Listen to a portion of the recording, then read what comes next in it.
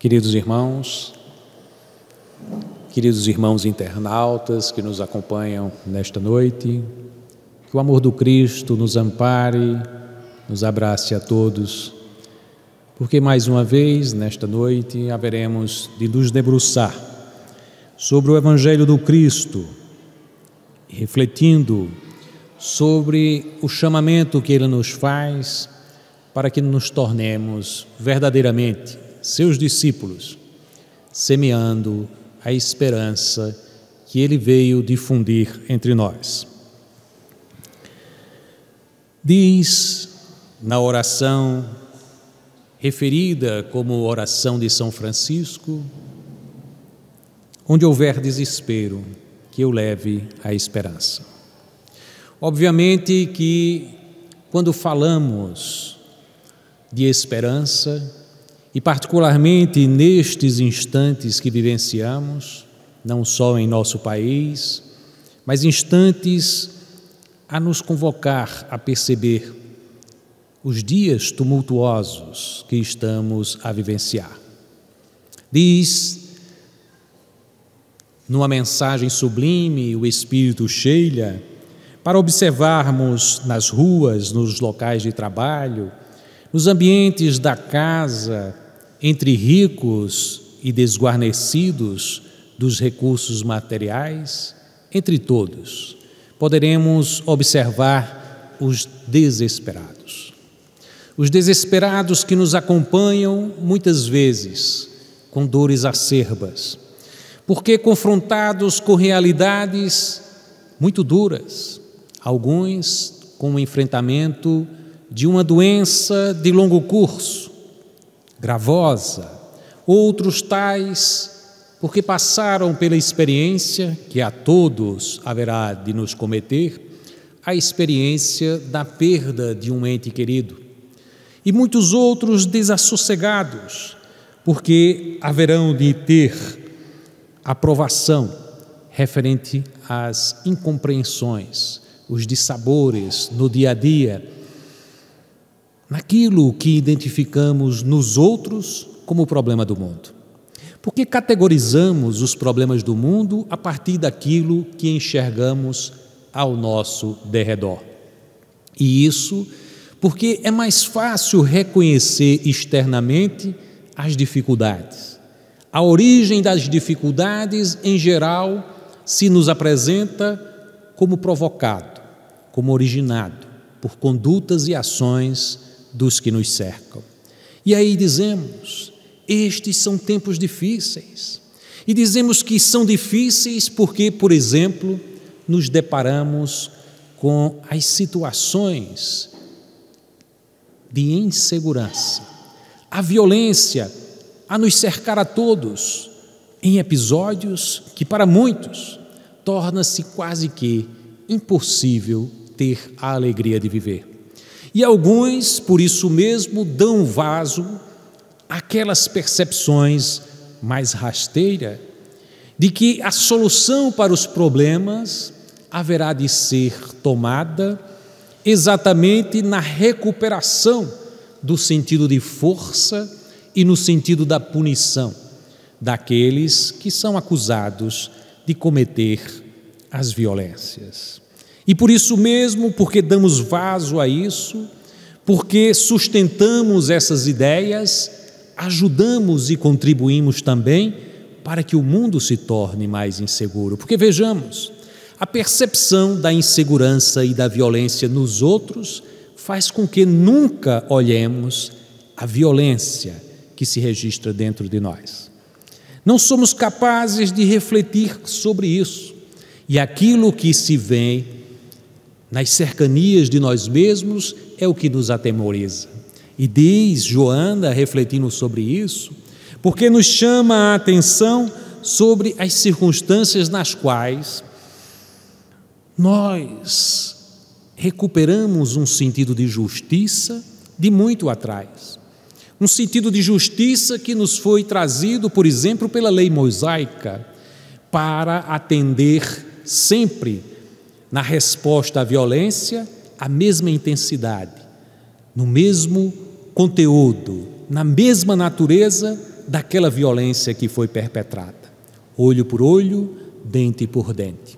E é por isso mesmo que muitos hoje, e não estou falando unicamente em relação ao nosso país, há uma construção baseada na ideia de que é preciso punir acima de tudo, que é registrada nas sociedades modernas. E estamos diante de uma situação em que todos dizem: é preciso mais força, é preciso mais vigor, a justiça haverá de punir fortemente aquele que agiu mal, aquele que agiu com violência. E pensamos assim, muitos com boas intenções, estarem dando solução ou oferecendo solução para o país e para a sociedade. E se inquietam e ficam naquela vinculação com as energias negativas de quem se faz vingativo e punitivo. Imaginemos nós, diante dos erros daqueles que nos são mais caros, de um filho, de um irmão, da esposa ou do esposo, do pai, da mãe. Sempre temos uma conduta perante aqueles que nos são mais próximos, aqueles que nos são muito queridos, no sentido de, no erro, estabelecer uma ponte para que haja a reforma de atitude, para que haja a superação da condição que o vincula a uma violência, a um erro. Mas quando nos deparamos com os outros irmãos, aqueles que não são tão próximos ao nosso coração, dizemos: este errou, este não tem jeito, é preciso punir de forma mais forte. E diz Emmanuel: certamente o erro deverá ser punido, mas aquele que errou deverá ser concedida a condição para a sua recuperação e seu reajuste. Porque é esta, efetivamente, a lição que Jesus nos legou. A condição de harmonia, a condição que nos aproxima do divino, é aquela que é recheada de tolerância e capacidade de perdão. Mas nós, internamente, quando somos agredidos, nós, em pensando na sociedade, imaginamos que não deva ser assim, que esses conceitos do Cristo não cabem para esta sociedade. E qual seria a sociedade, efetivamente, em que caberia as recomendações do Cristo? Seria Ele, acaso, aquele que veio nos trazer a boa nova para falar de como era nos céus que Ele habitava? Ou Ele veio falar as nossas deficiências? Ele veio falar as nossas fraquezas? Ele veio falar para as condições que nos infelicitam e lembrar quais eram os roteiros para que pudéssemos superar as nossas dores, as nossas desesperações. E diz Joana que é exatamente nessas condições em que enfrentamos situações, melhor dizendo, em que nos vemos diante de grandes desafios, nos tormentos, ela diz: diante dos tormentos, não te atormentes. Diante das inquietações, não te inquietes. Diante das desesperações, não te desesperes. E é uma coisa fantástica, porque nos convoca a ter equilíbrio onde o desequilíbrio reina. E eu vejo nos dias de hoje as pessoas dizendo: olha como está o nosso país, olha como está a nossa cidade, olha como está o mundo, e começam a porfiar aspectos, a enfileirar, melhor dizendo, aspectos daquilo que categoriza os problemas atuais. E violência, crises econômicas, desigualdades de todo tipo, a intolerância, e fazemos um elenco de coisas que nos traz desequilíbrio na perspectiva daquilo que será a sociedade. E dizemos: estamos mal, o mundo está pior do que antes. E não reconhecemos que no comando de tudo está Jesus, e a justiça divina. E este é, de fato, um chamamento a nós outros para os dias atuais. O que queremos nós dessa experiência na carne? Quando nos dizemos cristãos, quais são os desafios que queremos, afinal de contas, recolher dessa existência? Acaso o Cristo veio ao mundo para nos ensinar como passear no mundo encantado das férias e das ilusões? Ou veio nos convocar para, diante das dificuldades, nos enchermos, nos abastecermos da esperança? Diante das dificuldades, devemos agir como? Como aquele que lança fogo aonde já existe o combustível? Ou seremos nós aqueles que atuamos como os bombeiros a conter os incêndios das almas? Este é o desafio. Um desafio extraordinário, porque André Luiz, em se reportando à ideia de nos tornarmos semeadores da esperança, ele nos diz, é interessante como que as pessoas dizem, eu sou espírita, e sendo espírita, reconhecemos que existe a lei de causa e efeito. E existindo a lei de causa e efeito, nesses momentos tumultuados, dizemos, existe a lei de causa e efeito, então, nós que estamos passando por tudo isso, deveríamos estar resgatando coisas muito ruins que fizemos no passado. E as pessoas começam a se vincular numa espécie de identificação dos erros que puderam ser relacionados às suas outras existências para fazer com que sejam agora merecedores dos tormentos. Mas não é só isso. E André Luiz nos diz, a lei de causa e efeito não só diz que aqueles atos cometidos incorretos que fizemos vão acarretar em consequências, vão levar a que sejam vivenciados momentos de provas, de expiações, mas não é só isso. A lei de causa e efeito também tem um sentido positivo, porque todo bem que realizamos em direção aos nossos semelhantes retorna em consequências extraordinárias para nós mesmos e para a sociedade. E aí ele nos faz a convocação. Por que não sermos nós os semeadores da esperança? Por que não sermos nós aqueles que erigem os templos verdadeiros do entendimento, da concórdia? Nas situações que estamos vivenciando de grande intolerância, por que não sermos nós aqueles que se fazem pontes entre dois extremos em que se degladiam as sociedades?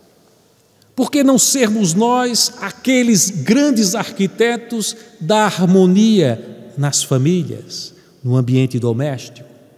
Por que não sermos nós os desenhistas, os arquitetos da nova configuração social baseada na solidariedade? E nisso existe um extraordinário desafio para aqueles que já se dizem cristãos. Porque diz Emmanuel, o cristianismo deve ser imaginado como Cristo em nós, a espalhar para os irmãos o reino de Deus. Imaginemos, o cristianismo é Cristo em nós. E quando nos doamos aos nossos irmãos, estamos levando Cristo em esperança para acordar, para despertar, para elevar os nossos irmãos que estão caídos. Voltemos à consideração que fazíamos no início. Em algumas oportunidades, sempre que ocorre um grande problema com a violência que registramos na cidade ou no país, em geral eu faço uma pergunta para a Assembleia e cada um, obviamente, vai repousar dentro de si mesmo e identificar como se comporta. Eu disse, aconteceu aquele evento. Às vezes um evento que envolve algo de muito impacto. Digamos algo que tenha sido feito contra uma criança. E aí eu digo, lembra desse caso? Sim. Orastes, vocês oraram por aquela que foi a vítima? E todos tocados, sim, orei pela vítima. Claro, quem não iria orar pela vítima?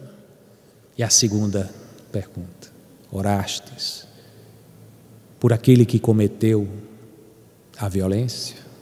As pessoas param, porque em geral não oramos pelos violentos. Dizia Chico Xavier, refletindo sobre uma situação que foi muito gravosa, porque 2 jovens eram amigos e numa desavença ocorreu de um matar o outro. As mães, enlouquecidas com aquilo que ocorreu, uma porque havia o seu filho desencarnado e outra porque o seu filho estava preso.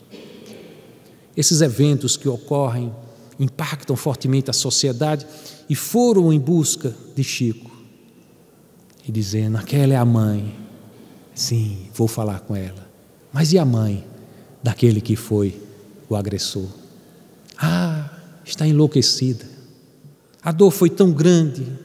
Pois é a maior vítima, ela e o jovem que perpetrou o crime, porque aquele que foi vítima do assassinato já está livre de suas pendências e consegue já refletir sobre o que lhe ocorreu e já percebe que aquilo que o vinculava às dores porque passou, já não é mais necessário ter esses vínculos. Mas existe alguém que agora está enredado nos seus próprios erros e haverá de trilhar um caminho doloroso de resgate das suas atitudes. Precisamos orar por este que é vítima. É um desafio que as almas já elevadas realizam.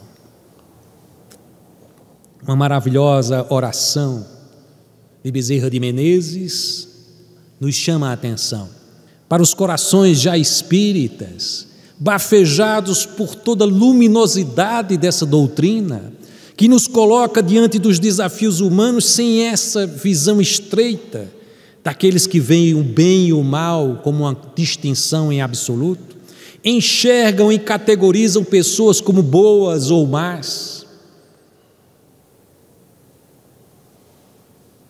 E diz Bezerra, na oração, nos convocando, oremos.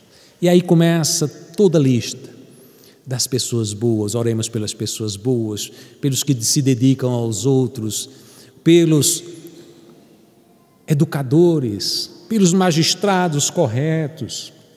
E depois, a cada uma destas colocações, dizem, mas oremos pelo ladrão, oremos pelo homicida, oremos por esse, por aquele que na condição de atender alguém, por exemplo, num plantão médico, recusa-se.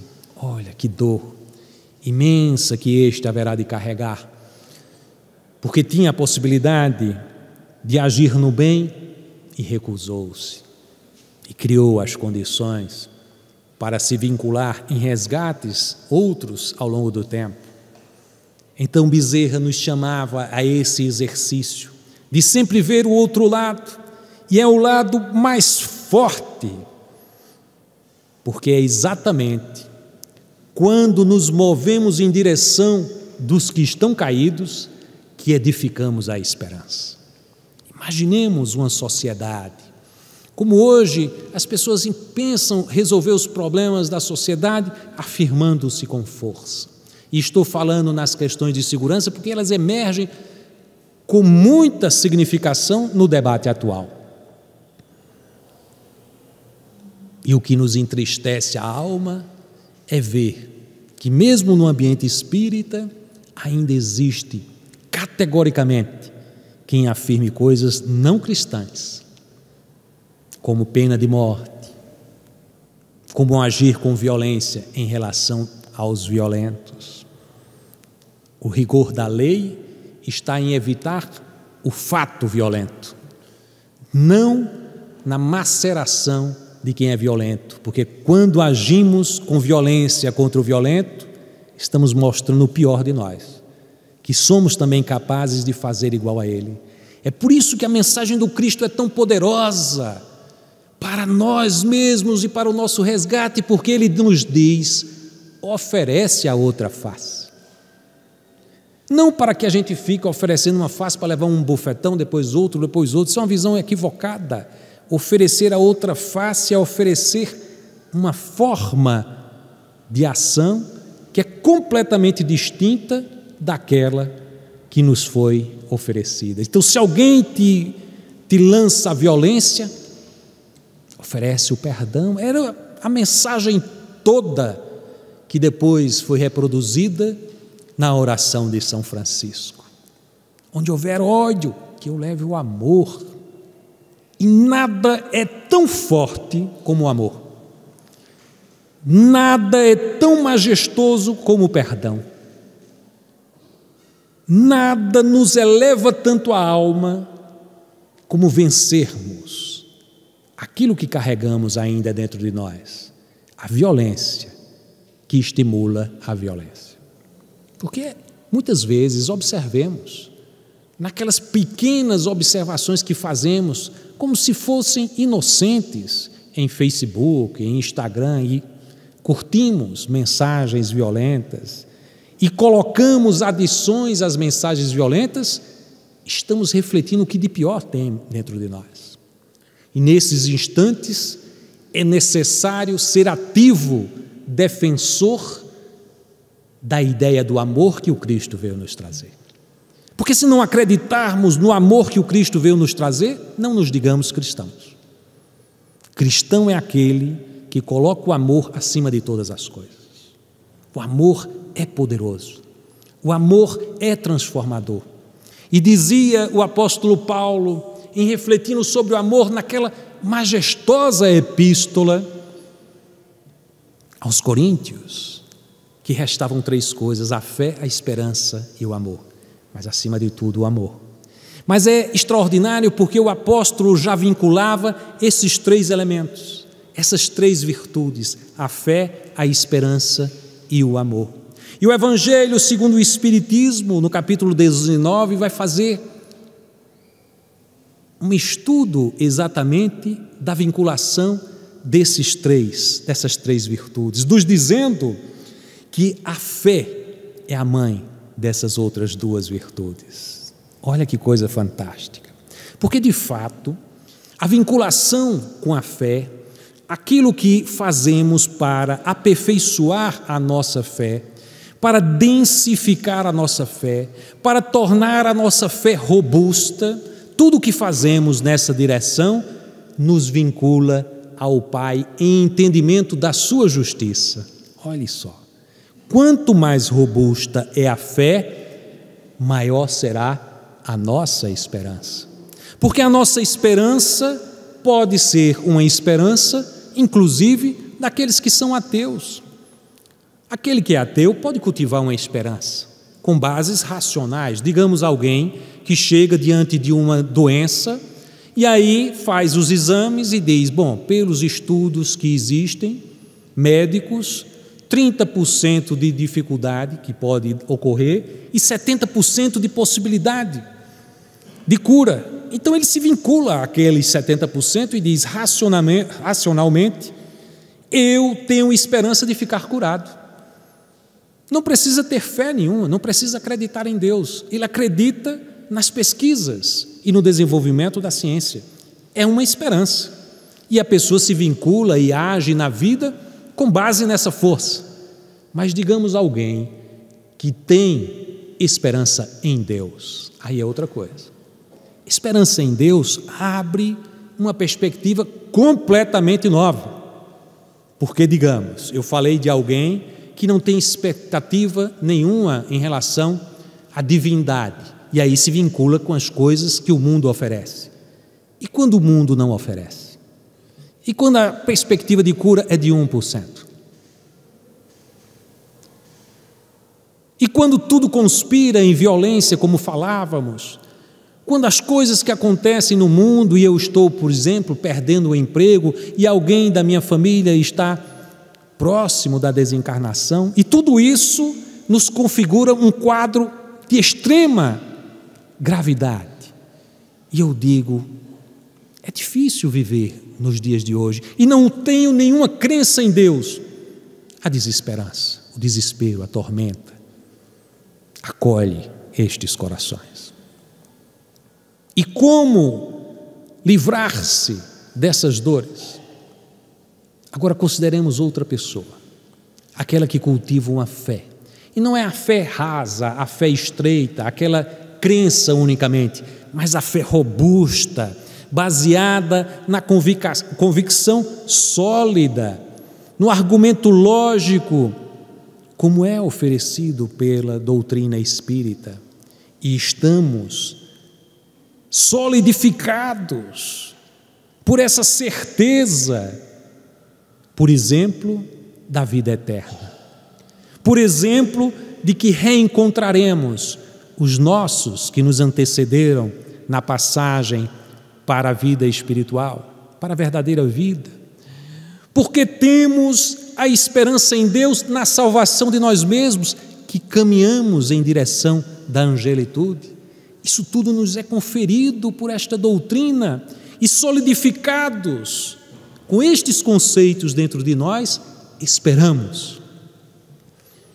E essa esperança, quando ela é baseada neste conhecimento mais profundo da lei divina, nos oferece também os instrumentos para que possamos nos vincular àquela outra virtude a que se referia o apóstolo Paulo, a virtude do amor em ação, a virtude da caridade. Porque compreendemos o sentido do amor ágape que o Cristo nos convocou a vivenciar. Amai os vossos semelhantes como a ti mesmo. E mais adiante nos convocando como discípulos a dizer, amai uns aos outros como eu vos amei. É uma coisa extraordinária. É um convite fantástico. É um convite que não pode ser entendido por aquele que acha que fé é contemplação, que fé é registro único de vinculação com o divino. E aí nos escondemos nos monastérios ou dentro de nossas próprias casas e dizemos, eu passo o dia todinho orando, e acha que está bem, e acha que tem uma ligação estreita com Deus, quando na verdade a nossa vinculação com Deus se constrói nas relações humanas em que nos vinculamos uns aos outros em amor, em compreensão, em tolerância e em perdão. Eis porque, quando entendemos esse sentido da vinculação, da fé, da esperança e do amor-caridade, vemos assim um roteiro para a nossa vida.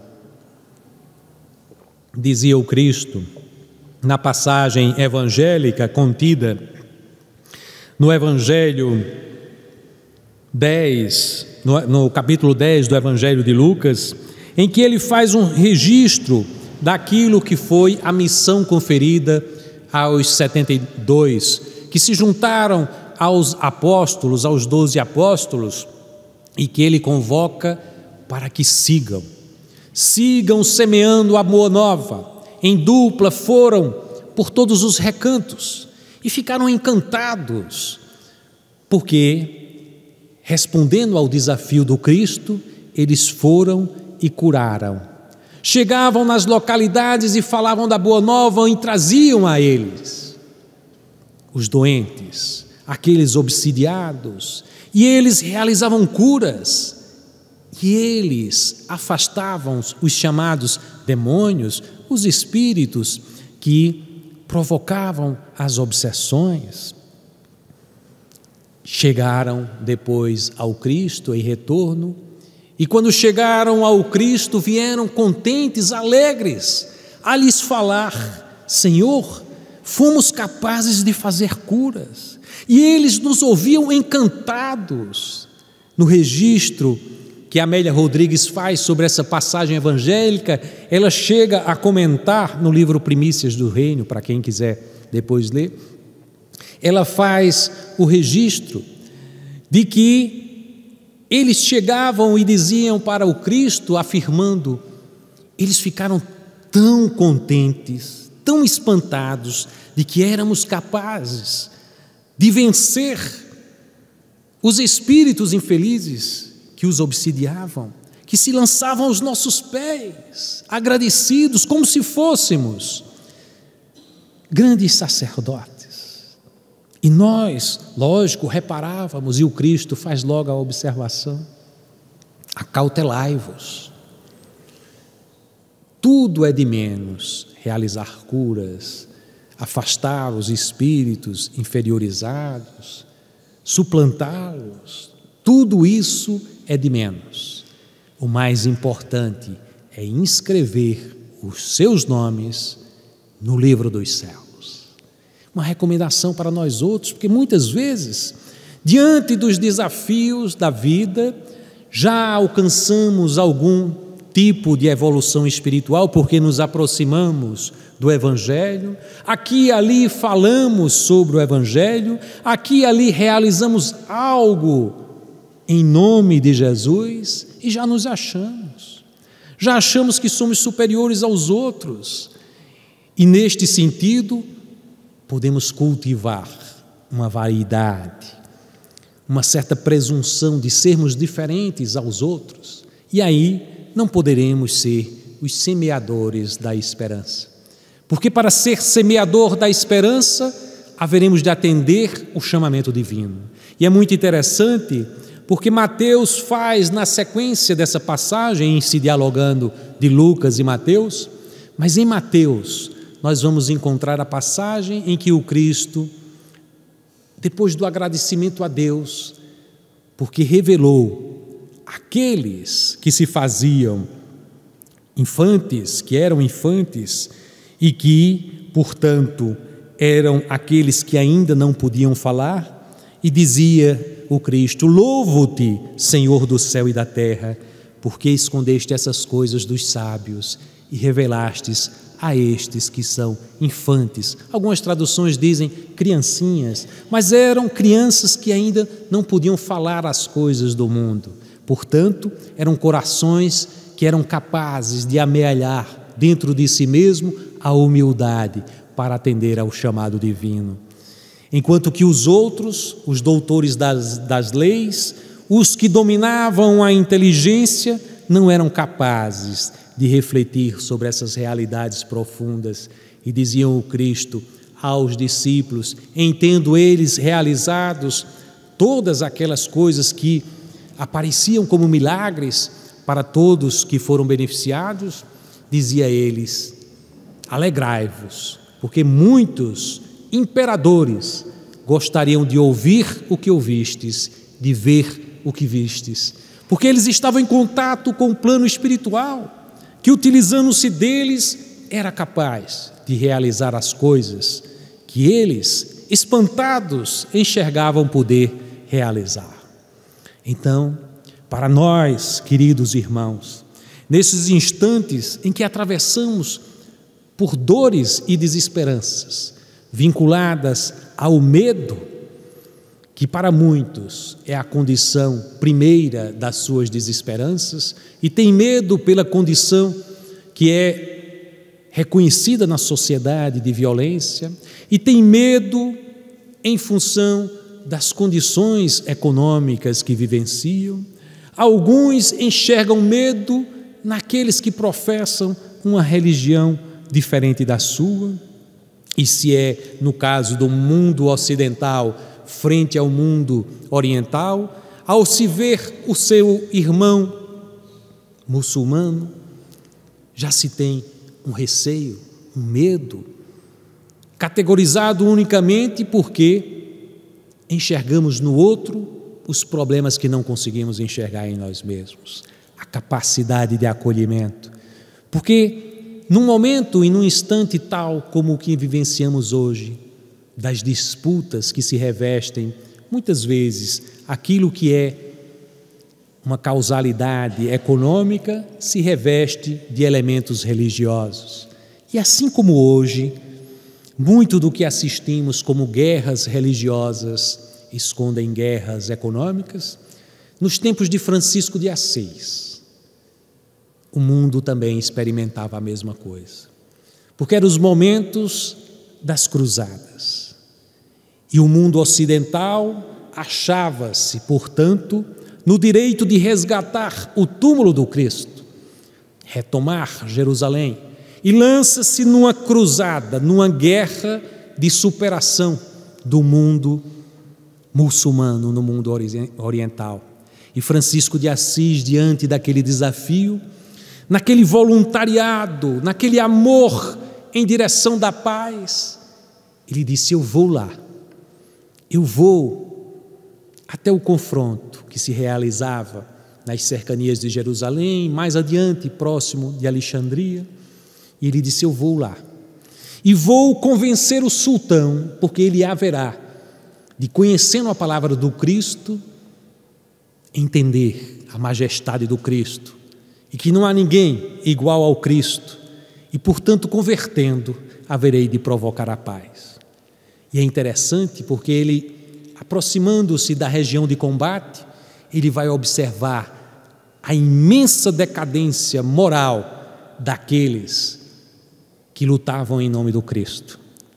E depois ele vai e consegue chegar frente ao sultão. E a primeira iniciativa dele é no sentido de apresentar o Cristo. Mas o diálogo que vai sendo realizado, e o sultão vendo aquele homem absolutamente humilde, vestido com uma roupa de estopa, grosseira, um algodão grosseiro, de pés descalços, diz: quem é esse louco embriagado de fé, que vem em nome de sua fé falar comigo, o Todo-Poderoso? E ele vai conversando com Francisco, se encantando a cada momento com Francisco. E Francisco, dialogando com ele, viu nele todas as virtudes que não encontrava nos líderes dos exércitos cristãos. E aí observou, ele tem um Deus, e esse Deus não é diferente do meu Deus. E a fé que ele abriga no coração não é diferente da fé que eu abrigo no coração. E é extraordinário que Francisco realiza então, dentro de si mesmo, o entendimento da tolerância, o entendimento de que era necessário respeitar o outro, que tivesse uma opinião diferente da sua. É extraordinário, porque isso ocorreu há 800 anos, e até hoje, no mundo muçulmano, embora possa haver todas as críticas aos cristãos, às várias denominações cristãs, católicos, evangélicos, mas sendo franciscano, há um respeito imenso pela expressão do valor, do entendimento, do amor verdadeiramente crístico que Francisco expressava no seu diálogo com o sultão.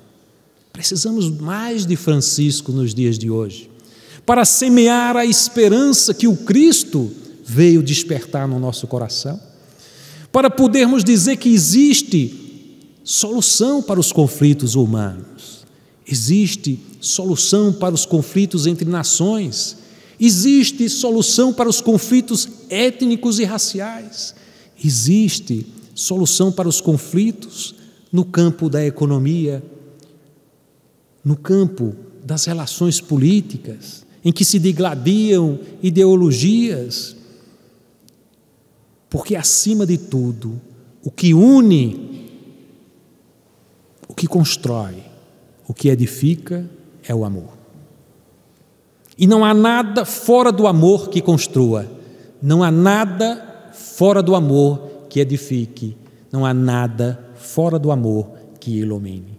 Então, se de fato é o amor a construir as pontes de que necessitamos, indaguemos a nós mesmos: sou eu, conforme as lições do Cristo, capaz de interpretar o valor da fé renovada, o valor da esperança ativa, o valor da caridade que me aproxima das necessidades do meu irmão em queda?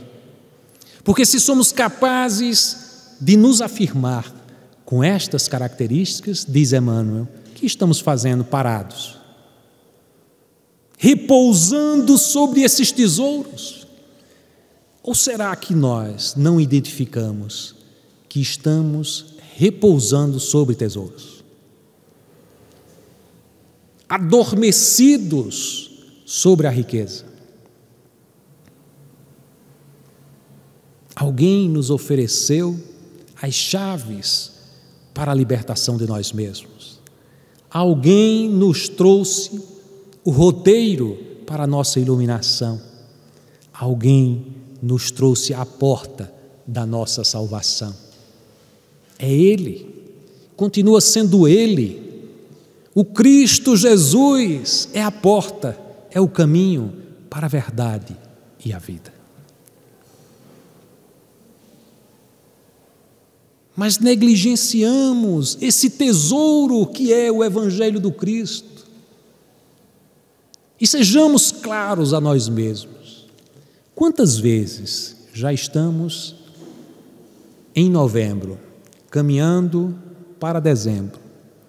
Quantas vezes neste ano eu li uma página do Evangelho? Mas não é ele o roteiro da nossa salvação? Quantas vezes eu li o Evangelho do Cristo?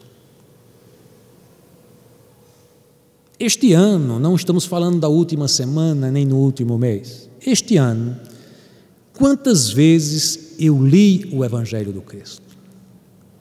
Aí dizemos, não, mas eu vou para a palestra espírita, eu tomo um passe, eu faço isso, faço aquilo. E diz o Cristo, nos convocando a vir diante deles com as nossas necessidades. Vinde a mim todos vós, no roteiro em que ele manda os emissários, eles retornam, ele faz o agradecimento ao Pai e na sequência ele nos diz: vinde a mim todos vós que estáis cansados e aprendei comigo. Porque muitas vezes as pessoas veem só a passagem evangélica que ele diz: vinde a vós, vinde a mim todos vós que estáis cansados e eu vos aliviarei. Mas não é assim. Vinde a mim todos vós que estáis cansados e aprendeis comigo e eu vos aliviarei. Mas a gente só quer ser aliviado sem aprender com ele, porque aprender com Cristo significa aprender sobre o que somos, espíritos imortais, e aprender o que devemos fazer para nos iluminarmos. Aí é bênção e responsabilidade. Porque muitas vezes as pessoas imaginam a fé. Tem gente que tem muita fé. E imaginamos que isso é dádiva divina. Diz, rapaz, aquele é um escolhido de Deus, porque ele tem tanta fé. Não sabe o que a pessoa fez para conquistar aquela fé. Fé é conquista, fé é trabalho. Fé é uma dinâmica que nos move para mudarmos a nossa conduta, o nosso pensamento. Há uma passagem extraordinária do apóstolo Paulo, em que ele nos convoca a vestir o capacete da esperança. Olha que coisa interessante. Diz Emmanuel, comentando essa passagem, que é extraordinário, porque para mantermos a esperança, devemos nos manter seguros naquilo que verdadeiramente pode nos causar o desespero, a inquietação, a tormenta. Porque aquilo que nos causa o tormento, o desespero, a inquietação, são os nossos pensamentos. Os nossos pensamentos causam tudo isso. Então é preciso proteger os nossos pensamentos e, na abordagem de Paulo, vestir o capacete da esperança. Revestirmos-nos com esperança. Aonde? Naquilo que precisamos proteger. E Emmanuel diz, preste atenção, o apóstolo não diz, vesti um chapéu. Porque o chapéu é algo acessório, algo de indumentária exterior. Ele usa um capacete de quem vai ao combate. Não um combate para destruir o outro, mas para destruir as nossas próprias imperfeições. E para isso precisamos de um instrumento de proteção, de defesa para o combate, que é exatamente o capacete. Isso é extraordinário imaginarmos que precisamos nos conduzir na vida, combatendo os nossos erros, mas protegidos pelo capacete da esperança. A esperança na vida daqueles que necessitam, por estar passando por grandes necessidades, é aquilo que podemos cultivar, porque já temos essa riqueza extraordinária, estes recursos à nossa disposição que nos são conferidos pelo Evangelho do Cristo e pela doutrina espírita. Afinal de contas, imaginemos alguém diante do grande tormento que é perder um ente querido, alguém na flor da idade, e digamos, alguém que não tenha o conhecimento que nos é permitido pela doutrina espírita. Quanta dor, quanta desesperação. Mas nós, que temos esse tesouro, não nos colocamos à disposição para ofertá-lo. Quando ofertamos, nos colocamos na posição de semeadores da esperança. E aquele que identifica no outro alguém que oferece esperança, é alguém que se sente tão agradecido, que lhe transmite, portanto, via agradecimento, tantas energias renovadoras para novos trabalhos e novas edificações que nós não percebemos. Imaginemos se fôssemos nós aquele que estivesse completamente desassistido, com uma enfermidade, além do que com a velhice, condições muito precárias, e estivéssemos ali, lançado à rua da desesperança, verdadeiramente ao desabrigo, o frio imenso naquela noite escura, e nós largados na viela comum, os ratos aproximavam-se de nós, e nós apenas na expectativa da morte iminente. Ninguém que passasse acorria, nós apenas esperando o instante final. E de repente aquela luz, na forma de uma mulher magra, esquálida, que se nos aproxima e nos ergue, e diz: irmão, eu vou te levar ao hospital. E se encaminha conosco até o hospital, e lá observa a resposta do médico, dizendo, naquela Calcutá, que não era possível atender, porque ele tinha muitos doentes em condições muito graves, e ele tinha que escolher quem é que ele iria tratar, quem iria viver, e dadas as condições, aquele iria morrer. Então era melhor salvar aquela. Uma decisão difícil para o médico, mas ele realizou. E a irmã foi, irmã Teresa de Calcutá, levando a outro hospital e outro, e nenhum atendia, não havia vaga. E nós já estávamos naquela condição em que a desencarnação se aproximava. E olhamos para a irmã, ela chorava.